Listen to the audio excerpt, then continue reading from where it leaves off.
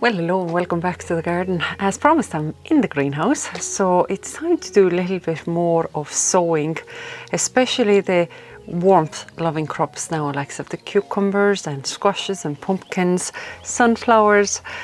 And I think I need to make a little bit of space here. I have these lettuces here and I think it's time to actually plant them out. They've been growing very nicely in here. And I just maybe need to get that shelf back then for the seedlings, the seeds that we're going to be sowing today.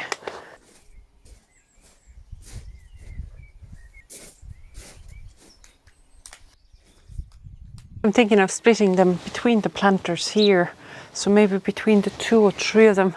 But also I have to bear in mind that if I want to get new arches in here and I want to have plants growing in this area again, I do need to leave a bit of space for those as well. So I'm thinking if I leave 1/3 of it for any planting from here onwards, and I have to do the same on the other side. But then the outer side, so in this exact planter I would have had sweet growing before, or rutabaga, as the one behind me had celeriac, and then there was more brassicas on the opposite side planter. So yeah, I think I'll split them between these planters. I think I'm going to place them quite close to each other, maybe around 6 inches, as close as that. We just keep harvesting then the outer leaves off them. I don't need to let them grow that big at all. Because last year I did have these arches here that had Greek gigantea beans and sweet peas growing on them. And because lettuces can bolt quite easily in the heat, they can definitely take a bit of shade as well. So if I'm going to build the planters up in similar way as I had last year, then the lettuce should be quite happy in here. I also have more sweet peas here that I want to plant out. They've gone fairly anemic in here already, very off colour because they've run out of every bit of nutrients what was in these deep root trainers. And I also will need the same deep root trainers for sweet corn I want to sow. So I do really have to just get them out anyway. They're so tightly inside here. And I want to put some of the sweet peas into the cottage garden side as well. I already put up the teepee in there. That's a very typical cottage garden plant. And that particular one corner can do with this extra height. Yeah, you're going to come out. Come on. It's the roots, they're all tangled. Look how many roots are there. And the big slug in here as well.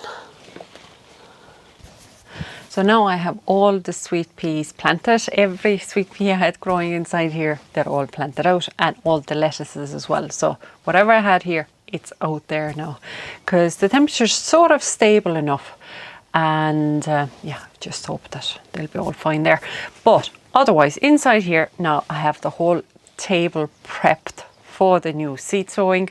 So I have individual pots with seeds. I have the propagator trays with sift compost in it. I have the root trainers where the sweet peas used to be. They're ready for corn. And then I have more loo rolls. The root trainers and the small pots got the compost exactly how it came out of the bag. But for the propagator trays and for the loo rolls, I did sieve the compost, so that's all fine textured compost that's in those. Now, because we're in the second half of April, all of the warmth loving crops, really, you can start sowing them now, because we're, I suppose, between 4 weeks or so away from our last frost date.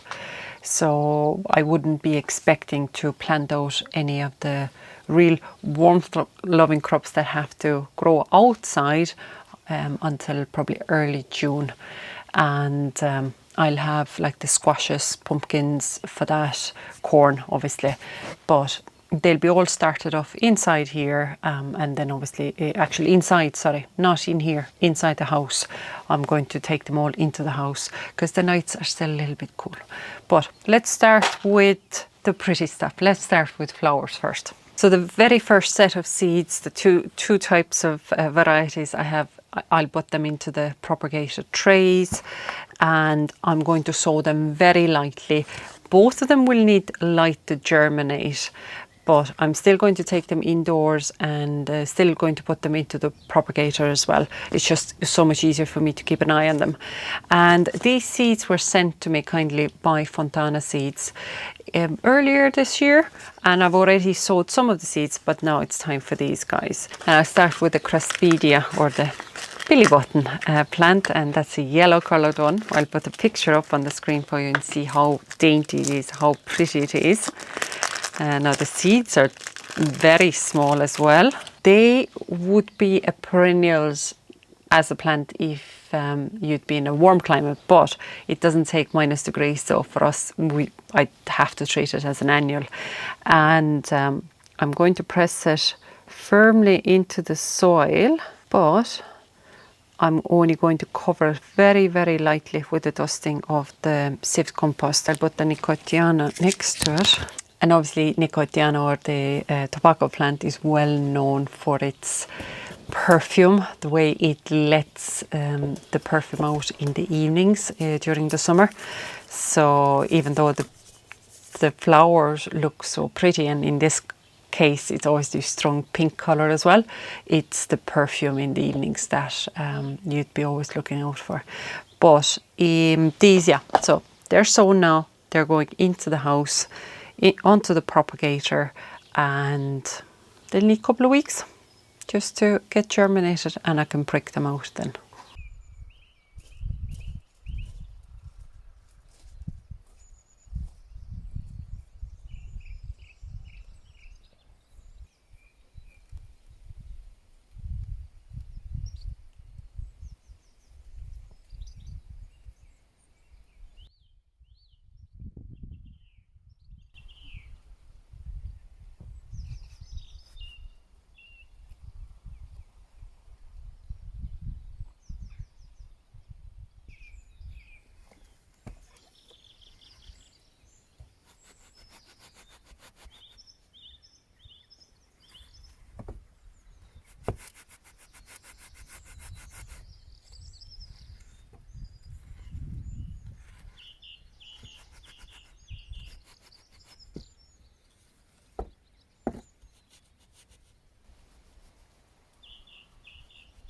So between the April showers is a perfect time to get some carrots sown as well, because the rain itself has already dampened the soil, and by now, even if you have any raised beds, the soil in the raised beds is going to warm up so much quicker. And obviously I know in the other metal raised bed I have, the carrots are up there already.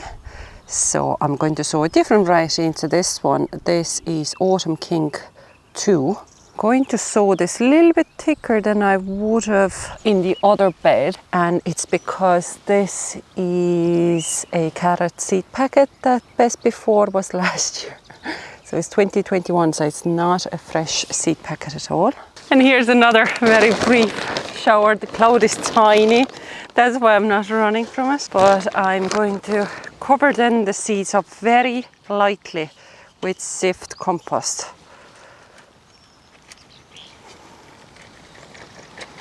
Very lightly.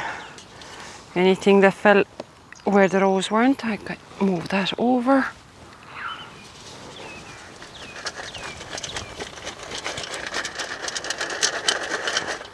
And that's only so that the seeds are covered with the lightest and finest of materials, so they'll find it easier to push their heads up. I don't think I'd need to even water this.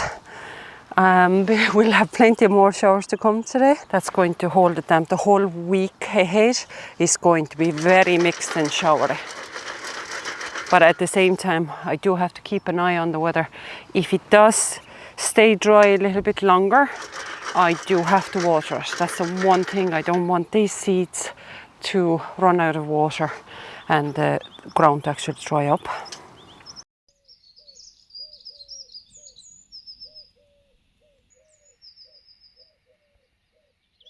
Now a little bit more flowers and then we'll go straight into the vegetables. I have sunflowers. So there's two types I have. Both actually, they're quite similar.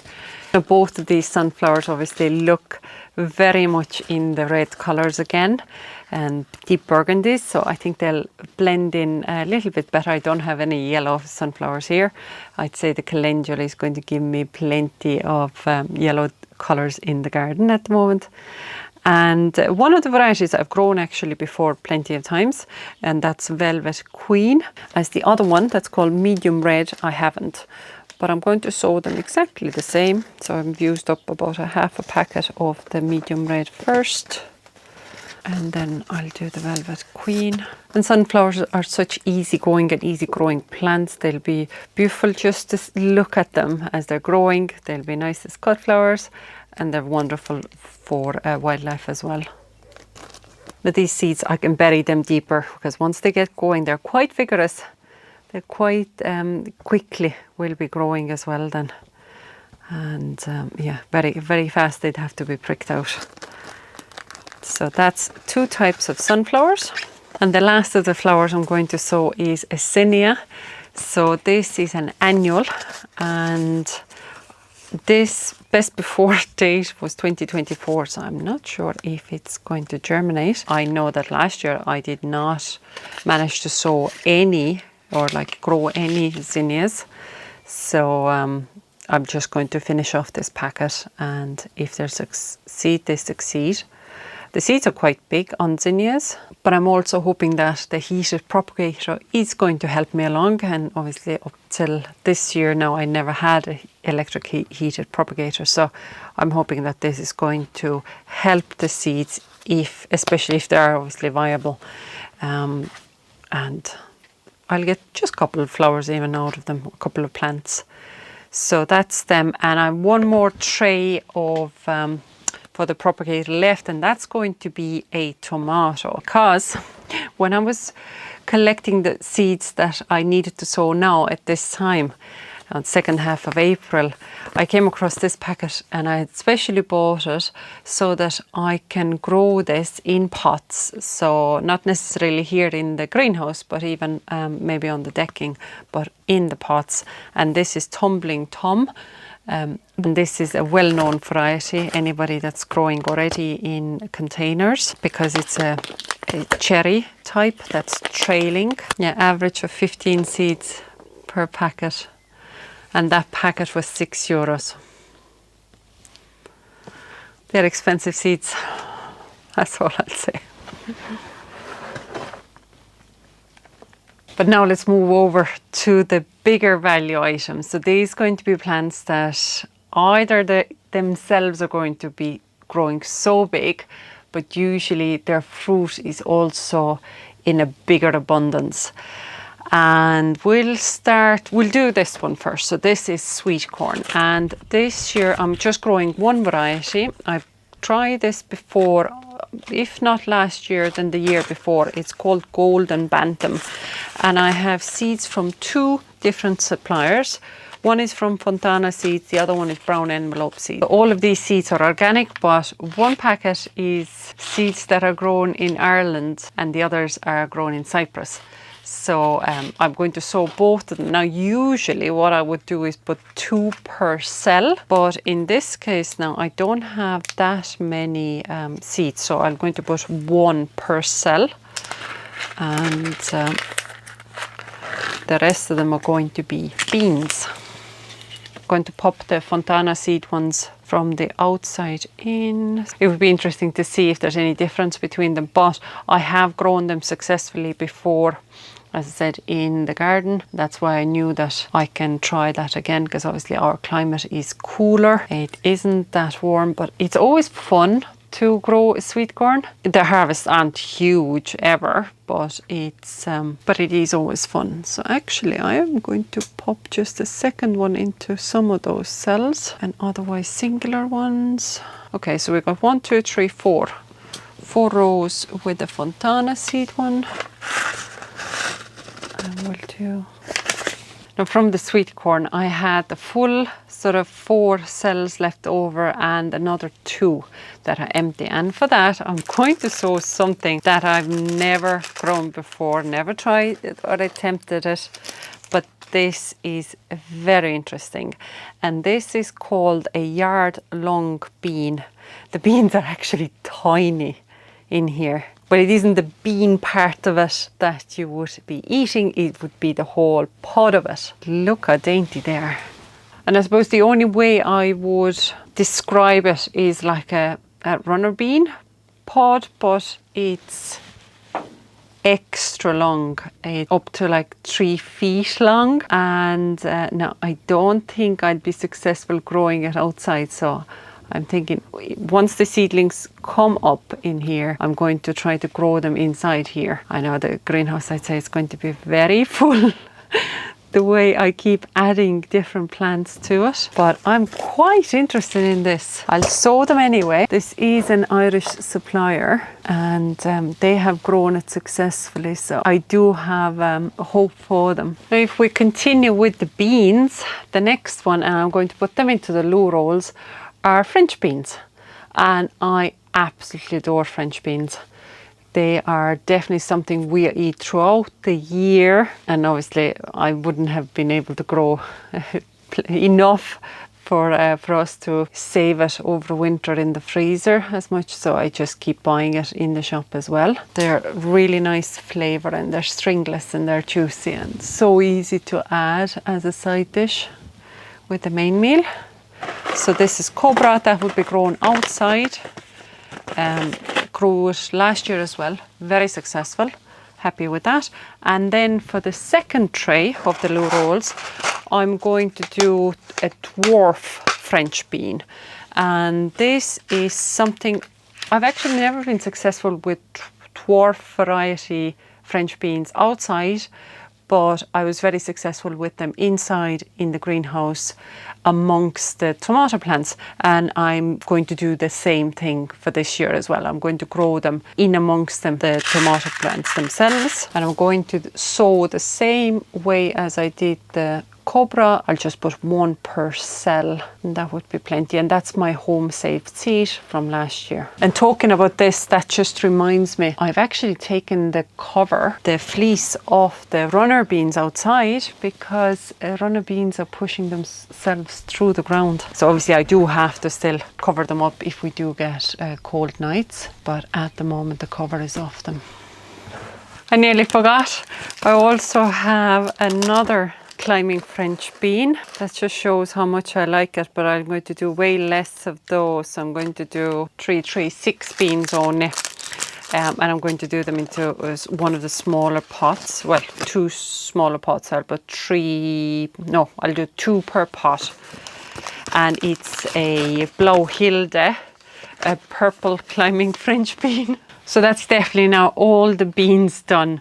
So we had the cobra, which is a climbing green bean, French bean. We have a dwarf purple French bean, and we have a climbing Blau Hilde purple French bean.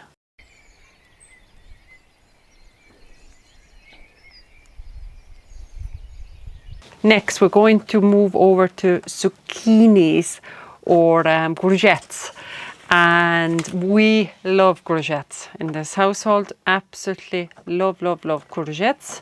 And I have 3 varieties. One has always been the most successful. It's the most prolific one. And the others are good, but the one is still the strongest. And usually it's said that 1 courgette plant per family is plenty, but we do like them. So, and the hens can eat them as well. So they're very healthy every way. They're beautiful grilled, they're beautiful fried on the pan. And all I'm doing at the moment, I'm just nipping off the very end of it, just to get the water to penetrate the seed area quicker. And I'm going to put them sideways into the soil, and I'll do 2 little pots of it. Now I have 5 seeds, so I'll put 3 into one pot and 2 into another pot. So the Black Beauty is the most prolific, a well-known variety. Firenze is an F1. It wasn't the strongest growing last year. Limona is a beautiful yellow variety, but it was not abundant last year when I was growing it. So I'm going to hopefully get 4 plants out of them. Have to put the coat back on because the temperature inside here has dropped quite a bit and it has started to rain outside. So before, yeah, it's only 14 degrees now in here, but before it was over 20. So it was nice and cozy. So let's move on to pumpkins. Pumpkins and squashes. So I have 5 different varieties. So I'll start with this guy, which is called Sweet Dumpling, and it is a winter squash and it should have a creamy, tender flesh. Its skin is striped and mottled in green and orange, and it has a sweet, nutty flavor, making it ideal for roasting and stuffing. On the picture, it looks quite different. It looks quite original. Now, I love squashes. My boys sort of okay with it. They definitely don't like soups as far as even like the pumpkin soups go. But I do try to roast them and add them to dishes or side dishes. And so this year I've picked slightly different varieties to see if there's something else they might like. So next variety, mashed potatoes, sounds delicious, and again hoping that maybe this would be something that would suit the household better. And this is a white-skinned acorn type squash with tasty white inner flesh that can be baked, fluffy and seasoned to enjoy as a low-carb, high-fiber alternative to mashed potatoes. And the fruit keeps their colour well into autumn and stored well, making them an ideal crop for vegetable patch or kitchen garden. I have not grown them, neither of those 2 types now before, but it is definitely worth to try and test it out. Same thing, 2 seeds. Seeds actually similar size as well. So 2 seeds per pot. I'm doing 2 pots. So next one is a bush delicata, and what they say about that, it is a winter heirloom squash variety that produces long elongated fruits that have cream coloured skin and dark green thin stripes on it. It tastes sweet and nutty, making it ideal for roasting. Hoping this again adds a different flavour. Next one is a well-known acorn squash, and it's ujikuri or Hokkaido, and it has beautiful sort of orange coloured red fruit, and again sweet, nutty, a nice compact size fruit as well, and usually family favourites as pumpkins go. And seeds are a good bit bigger now than the previous ones, but I'll do the same thing, 2 into each pot and 2 pots of it. And lastly, an F1 variety, and this is called a baby bear, and it looks like your real typical pumpkin but just in a small size, because that's what I really would be after, is smaller portions, smaller fruit to deal with if they do end up fruiting. And again, nice sized seeds and 2 per pot. And year after year, I will keep experimenting, just checking different varieties, but I never do them in big quantities. So just bit by bit, weeding out the ones that maybe aren't suitable for growing or flavour or size or habit, whatever it could be. But the family has to like them. The family has to like the taste of it, and it has to work for us, our lifestyle. So these are the 5 varieties of pumpkins or squashes that I'm going to be growing. And the last set of warmth-loving crops is something I bought 1 plant already in the garden centre. That was beginning of this month, wasn't it? This was Piccolino, and it's the cucumber. So I'll sow another 2 different varieties. This was just very tempting on its own as a ready small plant, as I'll sow seed for another 2 of them. So as far as cucumbers go, we haven't been that hugely successful with them, but we haven't really failed with them either, except for last year. And at the very beginning, I would have been growing them inside the house in our living room, and they were doing really well in there, no problem to them at all. The years after, once we got the greenhouse, I've been also growing them inside here, absolutely fine as well, until last year. So the last year was was it the disease I got on them? They didn't do well at all.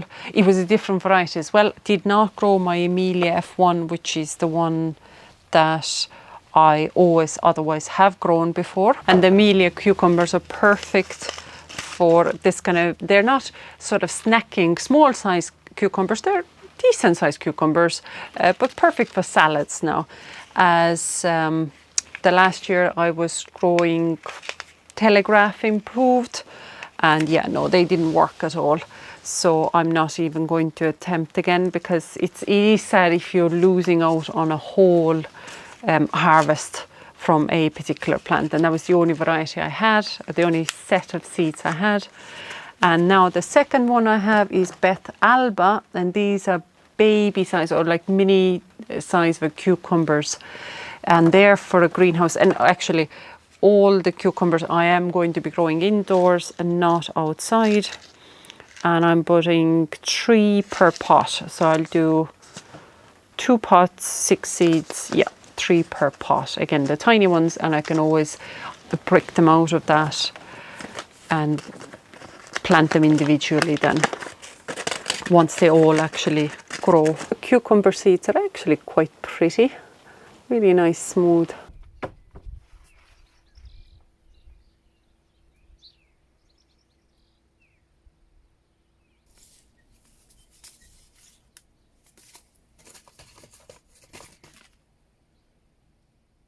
Just enough compost left so that I could re-sow more of some of the brassicas, some chard, and a little bit more beetroot. Again, that didn't fit into the first tray, but the same thing with brassicas, with the turnips, with the sprouting broccoli, it all would be multi-sown. So with those tiny seeds, I suppose about 3 of them into each cell, but again with the chard, with the beetroot, about 3 to 5, depending on the size of the seed and what sort of seems to fall off from between the fingers anyway. And they will stay here in the greenhouse to germinate, and then they'll be planted out onto the field or the kitchen garden. And I just remembered that out of the beans I do actually want to grow the Greek Gigantea as well. I do have seed saved for that. That's in the house, I'd say. That's from my last year's harvest.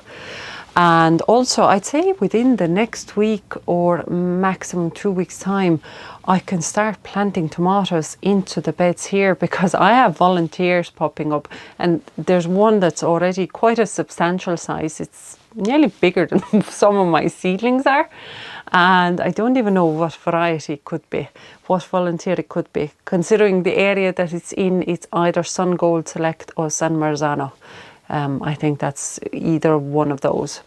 And probably Sun Gold Select, because there's probably more of these tiny fruit that could have fallen down on the ground, rather than the San Marzano, which are big oblong fruit.